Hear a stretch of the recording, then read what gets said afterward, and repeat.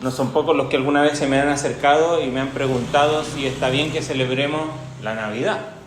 Quizás a los que tienen redes sociales se ven allí y si aparecen los youtubers, los tiktokers, todos estos influencers del día de hoy, algunos diciendo que no hay ningún problema y otros diciendo quizá algo contrario. Y uno dice, bueno, ¿qué creer, qué hacer? ¿No? Antes de ir a una reflexión en la primera carta de Juan, así que si tiene su Biblia, vaya ya preparándose para ir ahí a primera de Juan. Sucede muchas veces que cuando empezamos a pensar en esta celebración, hay argumentos como, por ejemplo, nosotros tenemos feriado el 25 de diciembre. ¿Será que Jesús nació un 25 de diciembre? Nos preguntamos, ¿no? Le quiero leer algo, por eso traje mi compu hoy. Quiero compartirle antes información. Vamos a tomar algunos minutos en dar alguna información. Espero que pueda captar un poco de esto, pues es lo que circula, es lo que a veces nosotros accedemos y es lo que a veces terminamos creyendo. Muchos argumentan de que el 25 de diciembre no es el nacimiento y tenemos que aseverar que sí, la verdad que no sabemos qué día fue, qué día del calendario fue. Hoy día nosotros tenemos un calendario, ¿alguno sabe cómo se llama nuestro calendario de ahora, en el que ya vamos en el 2024? ¿Cómo se llama este calendario? Calendario gregoriano, ¿no? Que fue un papa, Gregorio, y ahí cerca del 1500, 1600 estableció este calendario con 365 días. ¿Habían otros calendarios? Sí, habían otros calendarios. Por ejemplo, el calendario judío tenía 360 días. Incluso ellos tenían meses de entre 29 y 30 días y cada cierto tiempo agregaban un ¿cómo sería? 13º mes al calendario, ¿no? Y eso lo decidía el Sanedrín. Y es por eso que todavía, por ejemplo, hay otra conmemoración dentro del año que tiene carácter cristiano. ¿Cuál es? Semana Santa, la Pascua. Y ve que hay años que cae a mediados de marzo y hay otros años que cae a mediados de abril. ¿Por qué ese cambio? Bueno, tiene que ver con estos distintos calendarios. Pues los judíos siguen con un calendario distinto al nuestro, o por lo menos para esas fechas, ¿no? Porque la Pascua tiene un día dentro del calendario judío, que es el día 14 de Nisan, que vendría a ser, si queremos poner una media ahí, vendría como el 25 de marzo, ¿no? Pero va cambiando porque nuestros calendarios son distintos, tienen más y menos días. Entonces, ¿será que es el 25? ¿Será que nos estamos equivocando? ¿Será que todo lo que hacemos estará mal? Muchos dicen que esto viene también de algunas fiestas paganas. Mire, deje leerle lo siguiente. Esto es una cita que sale en una película, pero que está basada en un libro. Dice: nada en el cristianismo es original.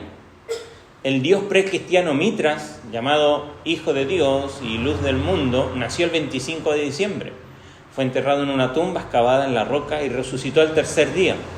Por cierto, el 25 de diciembre también es el cumpleaños de Osiris, de Adonis y de Dionosios. El recién nacido Krishna le regalaron oro, incienso y mirra. Hasta el semanal Día del Señor de los cristianos es una idea que tomaron prestada de los paganos. Estas son palabras de Dan Brown, que escribió un libro muy conocido que se llama El Código Da Vinci, y esto sale en la película, ¿no? Por este actor famoso, Tom Hanks, en aquella película, ¿no? Y muchos argumentan y dicen, bueno, está en el Código Da Vinci, entonces tiene que tener razón. Y así es como se forman los mitos, ¿no? ¿Conoce usted los mitos? Tienen parte de realidad, pero gran parte de mentira.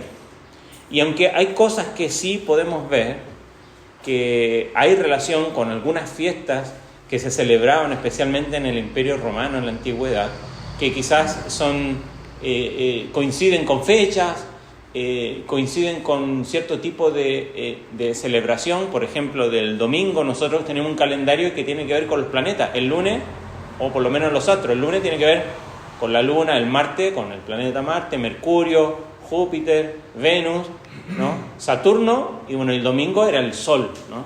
Entonces la adoración al Sol ¿no? Era para ese día y por eso los cristianos tomaron de eso. Y hay una mezcla y a veces cuando no sabemos dónde acudir a recopilar información y nos dejamos llevar hoy, especialmente por las redes sociales, nos podemos confundir.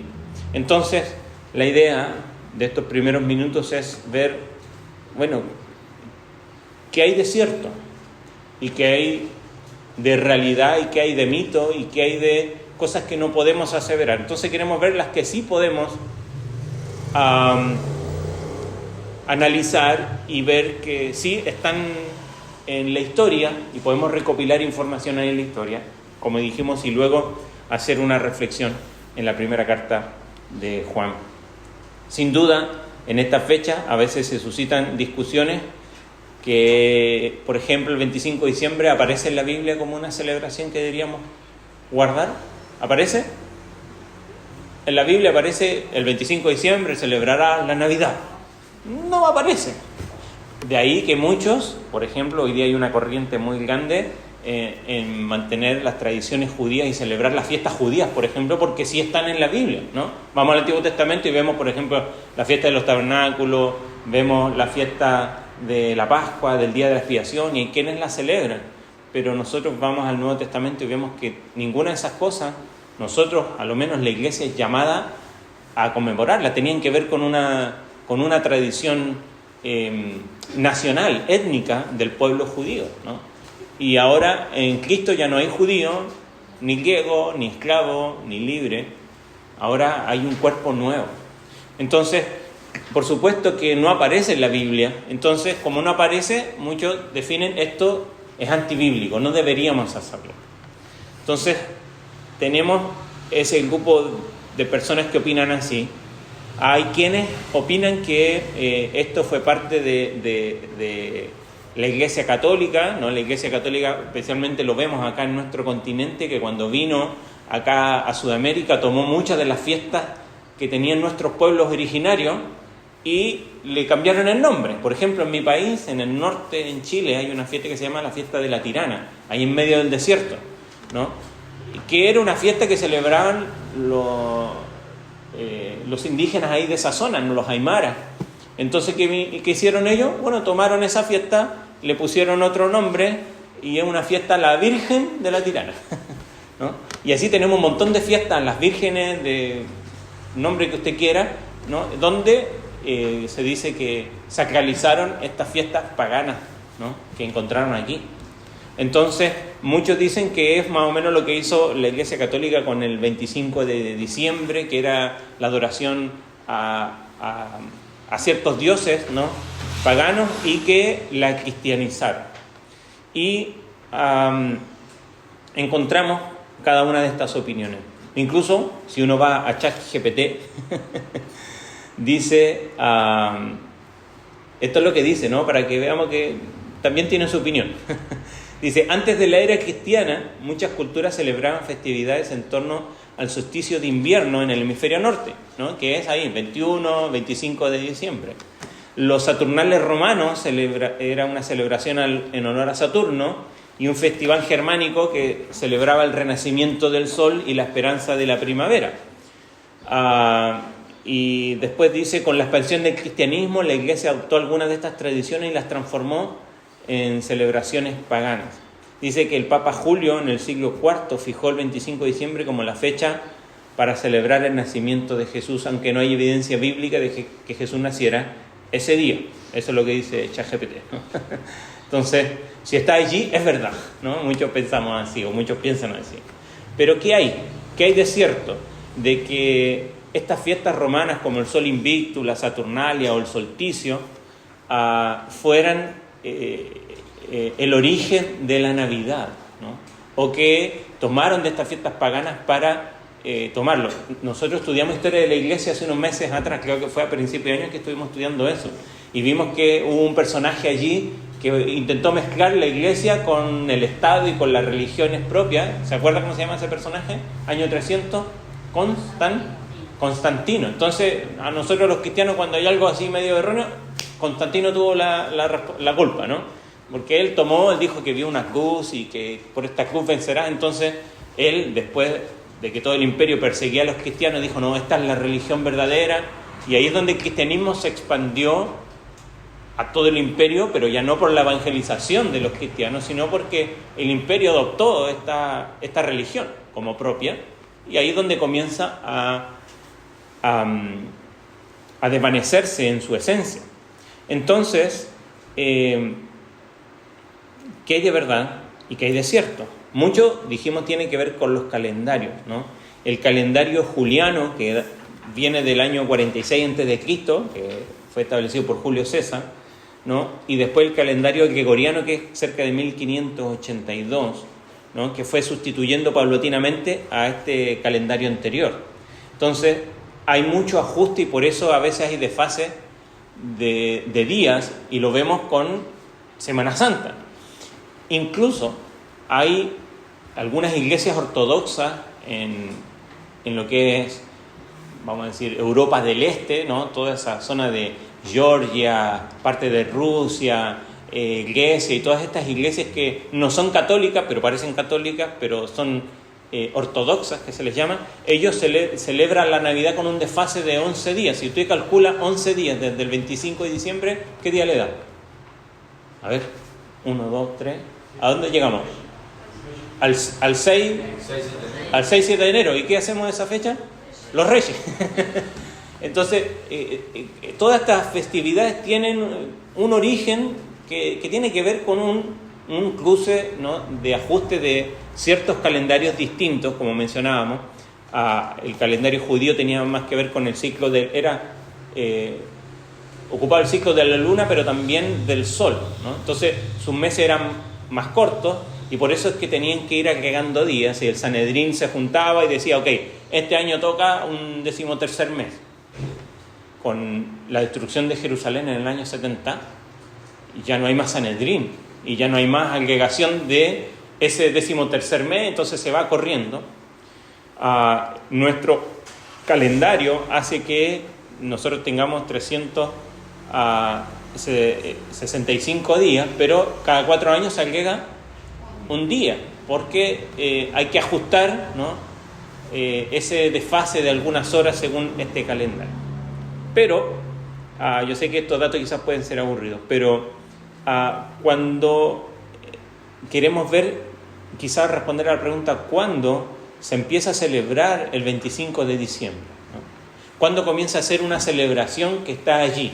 Porque si tratamos de datarla, entonces podemos ver si esto acaso fue una invención romana, ¿no?, tomando de las fiestas paganas, o acaso la Iglesia también en sus primeros años hizo algo, y ya vamos a ver quizás cuál fue alguna de estas razones. En el año 270, más o menos, el emperador Aureliano, y quizás ese debe ser un punto de referencia para datar esto.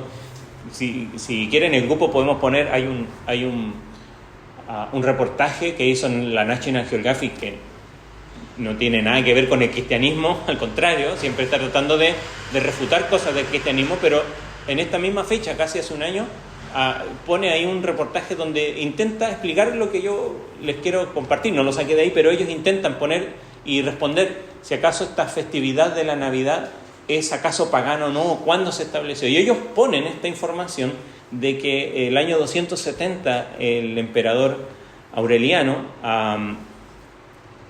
estableció la celebración del Sol Invictus el 25 de diciembre, ¿no? Entonces tenemos una referencia ahí, que esa celebración del Sol Invictus, del nacimiento del Sol, el 25 de diciembre, fue establecida por Aureliano en el año 270 después de Cristo. Entonces, antes de ese año, ¿había algo el 25 de diciembre? Es lo que quizás nos debemos preguntar. ¿Y qué nos dice la historia?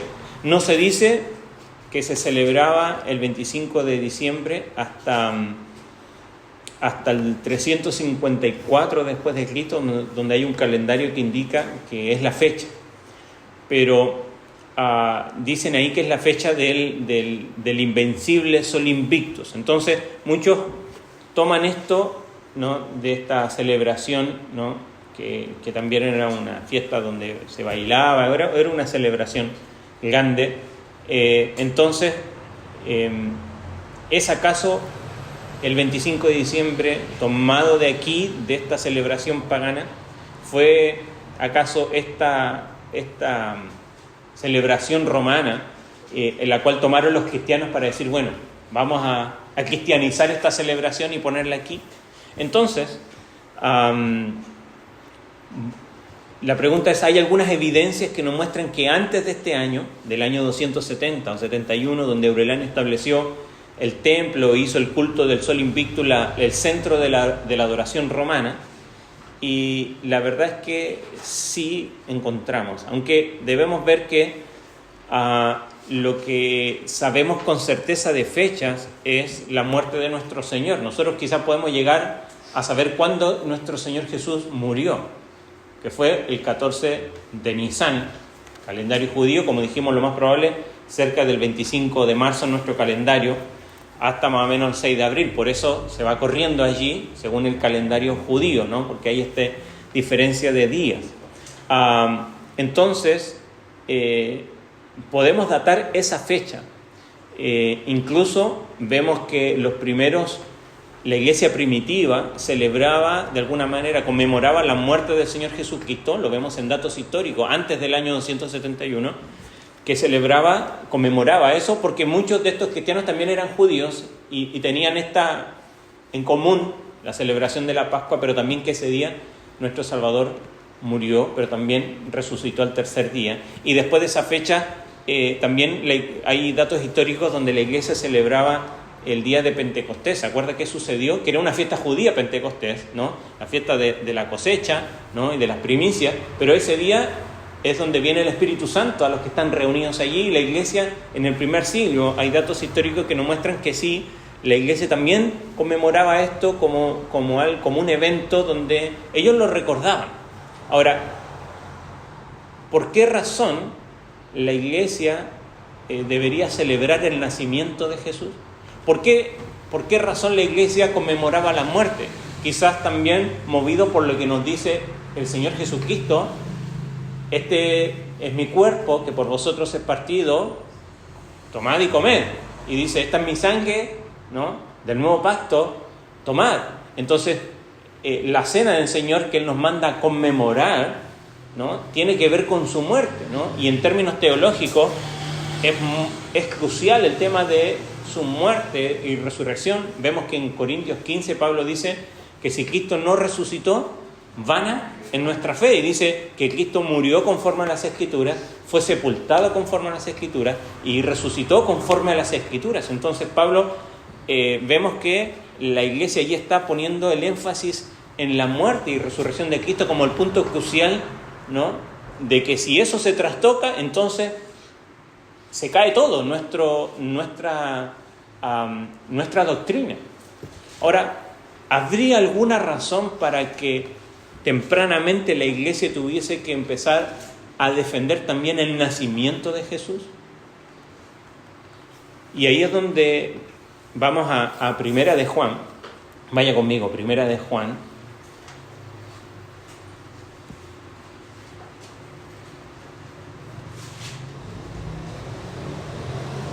Primera de Juan, capítulo 2.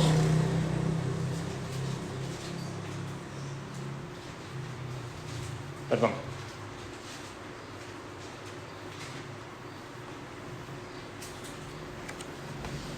Primera de Juan, capítulo 4, verso 1. En el capítulo 2 vamos a hacer nuestra reflexión. Pero Primera de Juan, capítulo 4, primeros versículos, dice: amados, no crean a todo espíritu, sino que prueben los espíritus para ver si son de Dios, porque muchos falsos profetas han salido al mundo. En esto ustedes conocen el Espíritu de Dios. ¿Qué cosa? Que todo espíritu que confiesa que Jesucristo ha venido en carne es de Dios. Capítulo 4 de 1 de Juan, verso 1 y verso 2. Fíjese el verso 2. En esto ustedes conocen, estoy leyendo la Biblia de las Américas, en esto ustedes conocen el Espíritu de Dios. Todo espíritu que confiesa que Jesucristo ha venido en carne es de Dios. Y todo espíritu que no confiesa a Jesús no es de Dios. Y este es el espíritu del anticristo, el cual ustedes han oído que viene y que ahora ya está en el mundo. ¿Qué está diciendo Juan, y si, como estudiamos acá los miércoles, ¿cuál es el propósito de esta carta? ¿Cuál es la razón por la que Juan escribe esta carta? ¿Se acuerda por qué Juan escribe el Evangelio de Juan? Capítulo 20 dice que esta cosa os escribo para que creáis que Jesús es el Hijo de Dios y que creyendo tenga vida eterna en Él. El Evangelio nos muestra que Jesús, nos habla de la divinidad de Jesús, ¿no? De que Jesús es el Hijo de Dios, ¿no? El enviado de Dios. Pero la primera carta de Juan, que ya es escrita cerca del terminar el primer siglo, está haciendo una defensa y al mismo tiempo un ataque a ciertas doctrinas que están comenzando a afectar a la iglesia. ¿Y cuáles eran estas doctrinas? Los gnósticos. ¿Y qué decían ellos? Básicamente decían lo material, la materia, es muy neoplatonista esta idea, ¿no?, dicotómica de separar, ¿no?, lo material de lo espiritual. Como después siguió siendo el clero del resto, ¿no? Todo así como lo sacro está en un espacio y tiempo diferente a lo material, ¿no?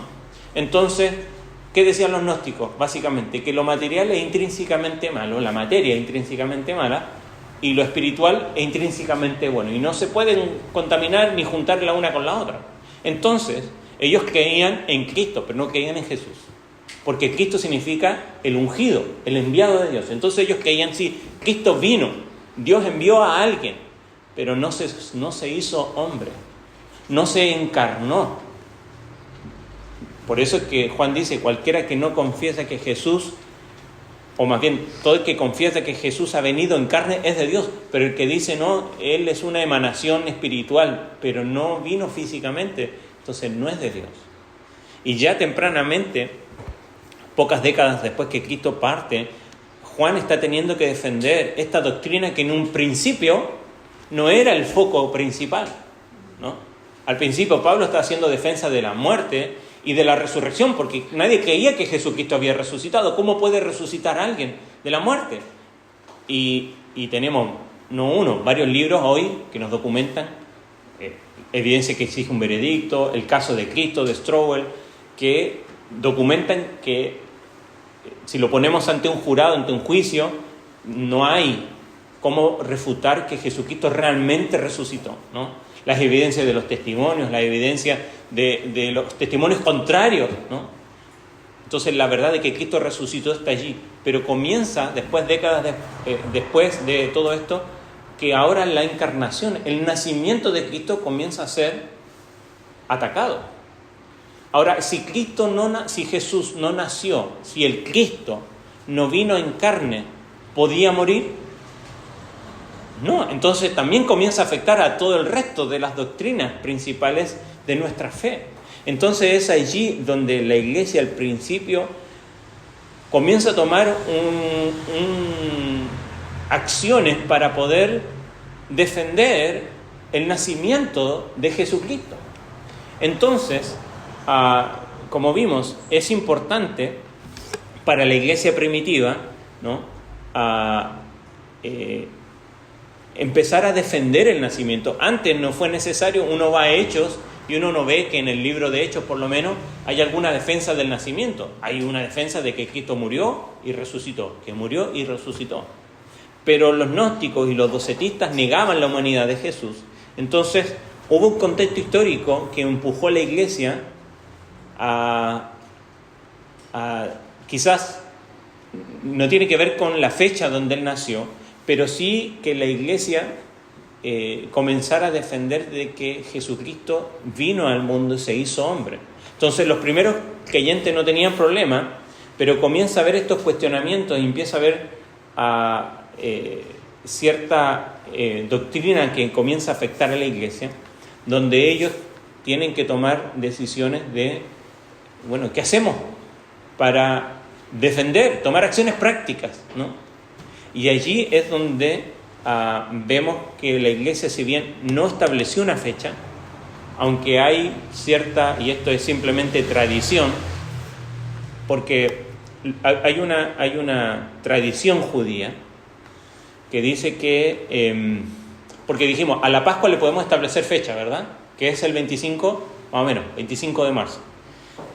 La tradición judía, eso no está en la Escritura, lo aclaro, Pero la tradición judía decía que los profetas tenían una edad integral.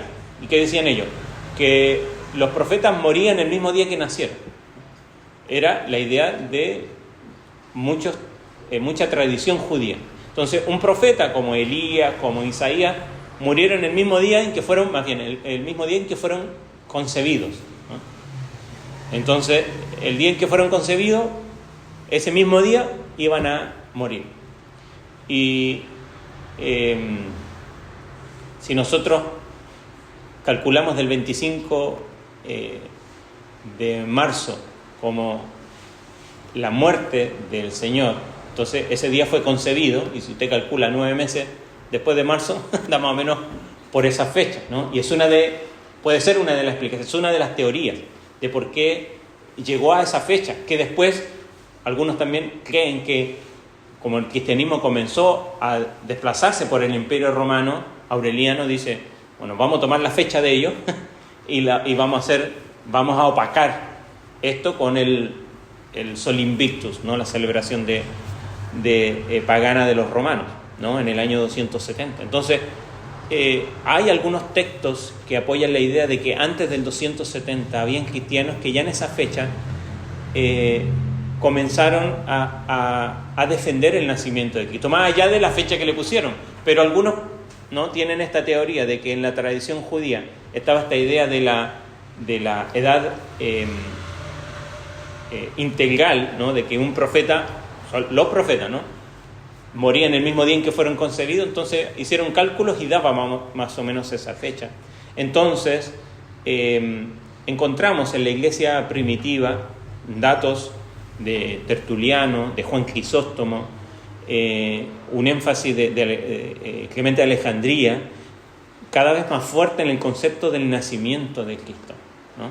Y estamos hablando del año 150, antes del año 200, donde los que se le llaman padres de la iglesia, los primeros cristianos, líderes de las iglesias en ese tiempo, comenzaron a hacer énfasis en ya no tanto no dejar de lado la muerte y resurrección de Cristo, pero comenzar a defender el nacimiento. ¿Y por qué? Bueno, lo mencionábamos recién, por estas influencia gnóstica dentro de las iglesias, ¿no? Y estas herejías cristológicas en los primeros siglos de la iglesia. Entonces encontramos, y hay información de, por ejemplo, un hombre que se llama Hipólito, que en un comentario de Daniel él llega a poner allí, ¿no?, cerca del año 220 antes de Cristo, o sea, antes del año 270, donde Aureliano establece esto, donde él pone, ya se ve la fecha del 25 de diciembre como el nacimiento de Cristo. Entonces, sabemos nosotros que no fue en esa fecha, o al menos no tenemos cómo saberlo. Una de las razones es porque en esa fecha, en Belén, los pastores que están cuidando las ovejas estarían congelados, no estarían en el campo, ¿no? Entonces probablemente no fue en esa fecha, pero sí sabemos de que esa fecha del 25 de diciembre no fue que se tomó, como sale en la película del Código Da Vinci, ¿no?, de que se tomaron, ¿no?, los cristianos la tomaron de las adoraciones paganas y la cristianizaron. Eso es lo que ha hecho la Iglesia Católica por siglos, ¿no? Pero a lo menos tenemos información, ¿no?, antigua de, como decía yo, de Crisóstomo, de Hipólito, donde Hipólito lo que hace es intentar hacer un calendario litúrgico, ¿no?, hacer casi como una cronología, y en esa cronología vemos que Hipólito intenta hacer un calendario litúrgico y es del 336 después de Cristo, ¿no? Por eso es que algunos dicen que, como es después del 270, se tomaron de esto. Pero hay un hombre que se llamaba Julio Africano, que él es el que comienza a hacer una cronología cristiana, y él es casi del año 200, ¿no?, después de Cristo, y él intentó establecer una cronología, y de ahí viene esta idea, ¿no?, donde, aunque en su documento no aparece la Navidad del 25 de diciembre, pero sí él pone la encarnación como un hecho parte de la cronología, ¿no?, del cristianismo. Y teniendo esta idea de la tradición judía de la edad integral, ¿no? Entonces él pone la concepción, ¿no? Ahí es de donde se toma esta idea, ¿no? De Julio Africano, de la concepción de Jesucristo un 25 de marzo, ¿no? Porque fue el día de su muerte. Entonces probablemente se toma de allí de que su nacimiento podría haber sido, ¿no? Un 25 de diciembre. Ahora, para nuestra reflexión, ¿habrá sido allí? ¿Es importante que haya sido allí o no? La verdad es que no. Pero yo quiero tomar unos minutos, los que nos quedan, para que podamos reflexionar un poco en lo que nos dice Primera de Juan y tomar allí de que más allá de la fecha, el nacimiento de Cristo es importante. Y nosotros lo celebramos no porque sea la fecha, lo tenemos acá porque ya nuestra cultura está establecido. Lo podríamos hacer en otra, no tendríamos problema. Pero lo que no debemos obviar es que Jesús nació. ¿Y cuál es la importancia de este nacimiento? Vaya conmigo, Primera de Juan capítulo 2, ahí vamos a estar hoy. En el capítulo 2 de Juan vamos a leer desde el verso 18 en adelante. Primera de Juan,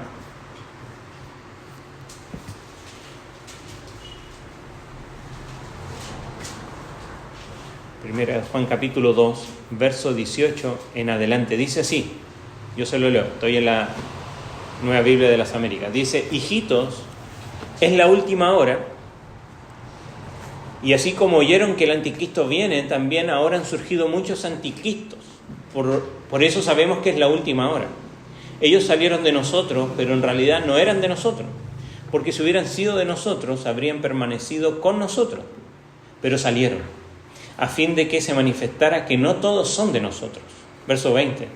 Pero ustedes tienen la unción del Santo y todos ustedes lo saben. No les he escrito porque ignoren la verdad, sino porque la conocen y porque ninguna mentira procede de la verdad. ¿Quién es el mentiroso? Sino el que niega que Jesús es el Cristo. Este es el anticristo y el que niega al Padre y al Hijo. Todo aquel que niega al Hijo también tiene al Padre. El que confiesa al Hijo tiene también al Padre. En cuanto a ustedes, que permanezcan en ustedes lo que oyeron desde el principio. Si en ustedes permanece lo que oyeron desde el principio, ustedes también permanecerán en el Hijo y en el Padre. Y esta es la promesa que Él mismo nos hizo, la vida eterna. Les he escrito estas cosas respecto a los que están tratando de engañarlos. En cuanto a ustedes, la unción que recibieron de Él permanece en ustedes y no tienen necesidad de que nadie les enseñe. Pero así como su unción les enseña acerca de todas las cosas, y es verdadera y no mentira, y así como les ha enseñado, ustedes permanecen en Él. Ahora, hijitos, permanezcan en Él para que cuando se manifieste tengamos confianza y no nos apartemos de Él avergonzados en su venida. Si saben que Él es justo, saben también que todo lo que hace justicia es nacido. Todo el que hace justicia es nacido de Él. Hoy quiero tomar estos versículos para hablar acerca de la importancia del nacimiento de Jesucristo, pero la importancia de nuestra permanencia en Él. Es fácil para nosotros hoy creer que estamos permaneciendo en Cristo y ver que nos hemos dejado engañar por doctrinas, por ideas de este mundo, que en la práctica nos llevan a negar la verdad de que Jesús es el Señor. En este caso, para los cristianos que están recibiendo esta carta, era esta idea que acabamos de introducir con muchos minutos, de que Jesús no era el Cristo, de que Jesús, ese hombre, fue simplemente un hombre, pero no fue el Hijo de Dios. Entonces, yo quiero que hoy podamos ver, ¿no? Y esta carta nos enseña, y Juan nos exhorta a permanecer firmes en nuestra fe, en tiempos donde es fácil que seamos engañados, en un tiempo donde es fácil que las pruebas nos lleven a quizás negar parte de la verdad de Dios, ¿no? El gnosticismo se empezó a meter en la iglesia porque muchos comenzaron a cuestionar de cómo era posible, ¿no?, en su cultura, ¿no?, que databa de antes de Cristo, o sea, de Platón, esta idea de materialista de que es imposible que lo material se pueda juntar con lo espiritual.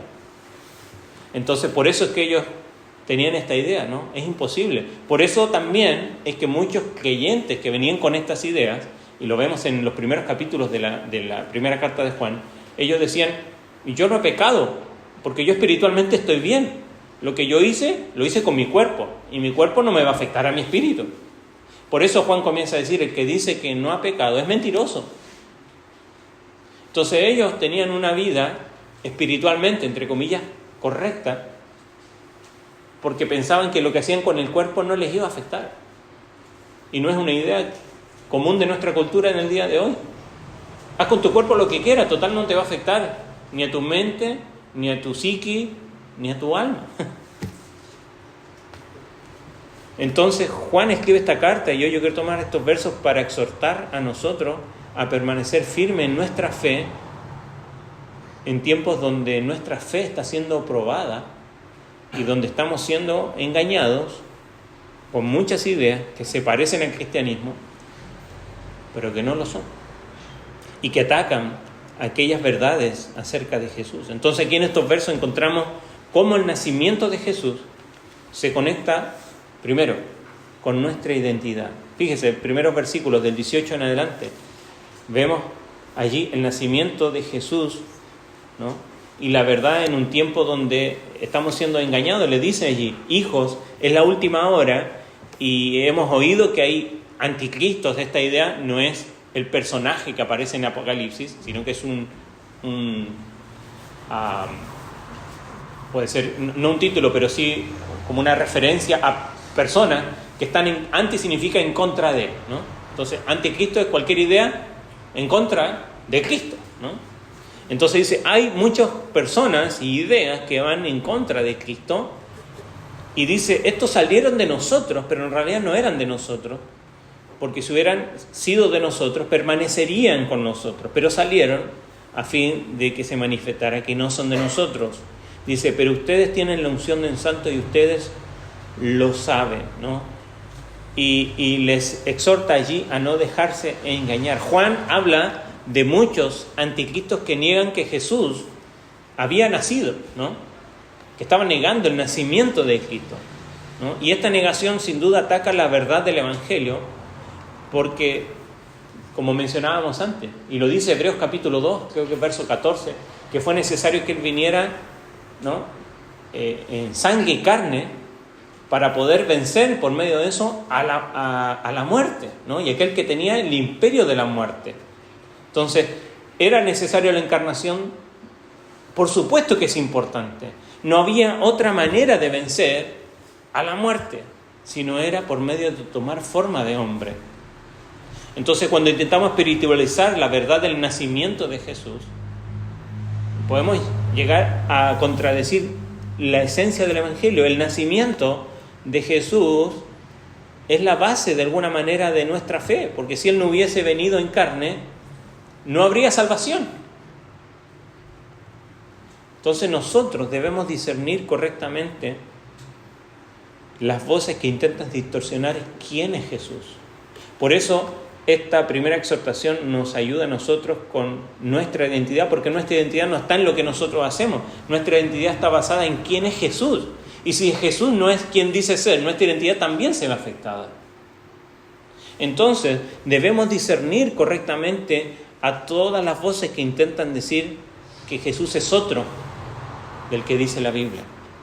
Y debemos aferrarnos a la verdad de que Jesús es el Hijo de Dios encarnado, que nació de una virgen. Y que si Él no hubiese venido en carne, como mencionábamos recién, no habría salvación. Que Él es el Salvador del mundo porque vino a hacerse como uno de nosotros. Porque era la manera en que podía salvarnos. Entonces debemos, en este tiempo especialmente, proclamar con valentía la importancia del nacimiento de Jesús como un evento crucial para nuestra salvación. Entonces, lo hablábamos ayer, nuestra celebración, todo bonito, nació un pequeño bebé y el pesebre, Pero si esto no es real, toda nuestra fe se cae y nuestra identidad se ve distorsionada. Segundo, verso 24 en adelante, comienza a decir: en cuanto a ustedes, que permanezcan en ustedes lo que oyeron desde el principio. Si en ustedes permanece lo que oyeron desde el principio, ustedes también permanecerán en el Hijo y en el Padre. Verso 26, les he escrito estas cosas respecto a los que están tratando de engañarlos. Entonces, lo segundo es que el nacimiento de Jesús nos hace un llamado. Y si usted lo ve allí en el verso, del verso 24 al 27, el verso 27 dice: en cuanto a ustedes que recibieron la unción de Él, que permanece en ustedes, no tienen necesidad que nadie les enseñe, porque su unción les enseña acerca de estas cosas, es verdadera y no es mentira, así como les ha enseñado, ustedes permanecen en Él. Entonces, el nacimiento de Jesús nos llama y nos exhorta a permanecer firmes en Él. Nos exhorta a permanecer firmes, ¿no? Y nos llama a ver nuestra perseverancia, ¿no? Esta exhortación de Juan a los creyentes aquí a permanecer en Él está conectada profundamente con su regreso, ¿no? Porque Jesús nació, murió, resucitó, ascendió a los cielos, pero tenemos la esperanza ¿de qué? De que Él vuelva, de que Él regrese a encontrarnos con confianza con Él. Fíjese cómo dice más los últimos versículos, que lo vamos a ver después, ¿no? Que no nos alejemos de Él avergonzados en su venida. Pero aquí nos dice que el nacimiento de Jesús nos llama a permanecer firmes en Él. Le dice: lo que habéis oído desde el principio permanezca en vosotros. Ese mensaje del Evangelio incluye la encarnación, el nacimiento, ¿no? Que Dios se hizo hombre para reconciliarnos consigo mismo. Es lo que nos dice Corintios cuando Pablo está diciendo, ¿no?, que somos embajadores de Cristo, anunciándose este mensaje: reconciliaos con Dios, que Dios estaba reconciliando consigo mismo al mundo por medio de Cristo. Entonces Dios es quien toma la iniciativa, porque no es que Él estaba peleado con nosotros, que nosotros le habíamos ofendido a Él. Entonces Él toma la iniciativa de venir a este mundo para poder reconciliarnos. Él, que nosotros debíamos buscar la reconciliación, Él la hace. Y hace esta obra, ¿no?, de venir Él mismo en forma de hombre para poder reconciliarnos. Y como dice ahí, la unción, cuando habla de la unción, habla del Espíritu Santo, que recibimos al creer en Jesús, es lo que nos guía a la verdad y nos dice que su Espíritu permanece en nosotros, ¿no? Por lo tanto, tenemos quien nos enseñe. Entonces, en estos tiempos donde hay ideas que atacan a la verdad del Evangelio, ¿sí? Que es un versículo muy actual, porque hoy las sectas lo que cuestionan no es la humanidad, sino la divinidad de Cristo. Mormones, musulmanes, sionistas, testigos de Jehová, podemos seguir. Entonces es muy actual. Y tenemos que estar firmes en nuestra fe de creer, gracias Juan, de que nuestro Salvador nació y de que es tanto hombre como Dios. Y como lo vimos, no tenemos la evidencia certera, pero vemos a través de la historia, y ya tempranamente, y en esta carta Juan nos deja claro de cómo la iglesia comenzó a ser afectada, de que en verdad es como el nacimiento de Cristo. Y si bien no celebraban la Navidad como nosotros, pero sí comenzaron a conmemorar y tener por importante que Cristo nació, que Jesús nació, que Dios se hizo hombre. Entonces, en estos tiempos recordemos que Jesús vino para darnos seguridad en la verdad de que Él nació, de que Él murió, de que Él resucitó, de que Él ascendió a los cielos y de que Él regresa. Y debemos perseverar en la enseñanza del Evangelio dependiendo del Espíritu Santo, ¿no?, como nos dice allí. Por último, los últimos 2 versículos, para terminar, dice allí la exhortación: permanezcan en Él, para que cuando se manifieste tengamos confianza y no nos apartemos de Él avergonzados en su venida. Y la exhortación a permanecer en Él, ¿no?, nos hace reflexionar en que el nacimiento de Jesús es nuestra esperanza para la vida eterna. Dijimos la esperanza, o sea, el nacimiento de Jesús nos refuerza nuestra identidad en un tiempo de engaños. El nacimiento de Jesús nos llama a permanecer en Él, y el nacimiento de Jesús es nuestra esperanza para la vida eterna. La exhortación a permanecer en Él, dijimos, está conectada con su regreso, porque Él nació, murió, resucitó, y tenemos la esperanza de que venga, ¿no? Cuando celebramos la cena, lo recordamos, anunciamos esto hasta que Él regrese. Y el nacimiento de Jesús asegura nuestra entrada en la familia de Dios, pues, Él, como dice allí el último versículo, si saben que Él es justo, saben también que todo el que hace justicia es nacido de Él. Y el nacimiento de Jesús asegura también nuestro nacimiento en Él, ¿no? Entonces debemos vivir con esa esperanza activa, ¿no? Que el nacimiento de Jesús nos active diariamente en una esperanza de que, así como Él nació, un día va a regresar. Y como hijos de Dios, que debemos reflejar también, como dice allí, ¿no? Todo el que hace justicia es nacido de Él. O sea, todo el que hace lo correcto es nacido de Él. Por lo tanto, nuestro testimonio también tiene que evidenciar de que el nacimiento de Jesús es importante para nosotros. No solamente porque celebramos la Navidad, sino porque vivimos conforme a ese mismo hombre que nació. Entonces el nacimiento de Jesús no es solo un evento en el pasado, sino que es un fundamento de nuestra fe, es una razón para nuestra vida, para nuestra esperanza, para la verdad, para perseverar en Él. Por eso el nacimiento de Jesús es una verdad que nos guía hoy. Recordarla no simplemente por la fiesta, sino que es una verdad que nos guía a examinar nuestra vida y ver si realmente estamos permaneciendo en la verdad de Dios.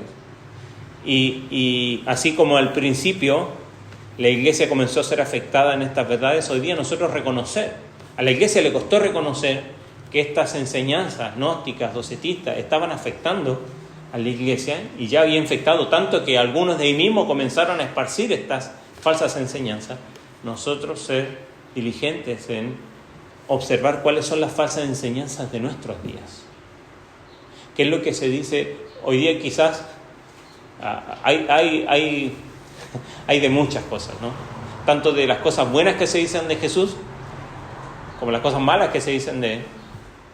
Y ambas están afectando al cristianismo.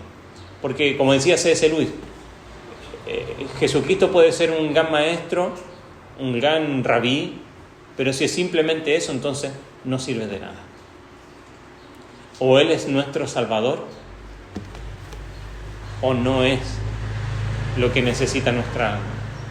Entonces, que el nacimiento nos haga reflexionar en las verdades principales de nuestra fe. Creemos en la muerte, resurrección y ascensión de Cristo a los cielos, pero todo eso, para que sucediera, Él tenía que nacer. Amén. Amén. Vamos a ponernos en pie y vamos a orar.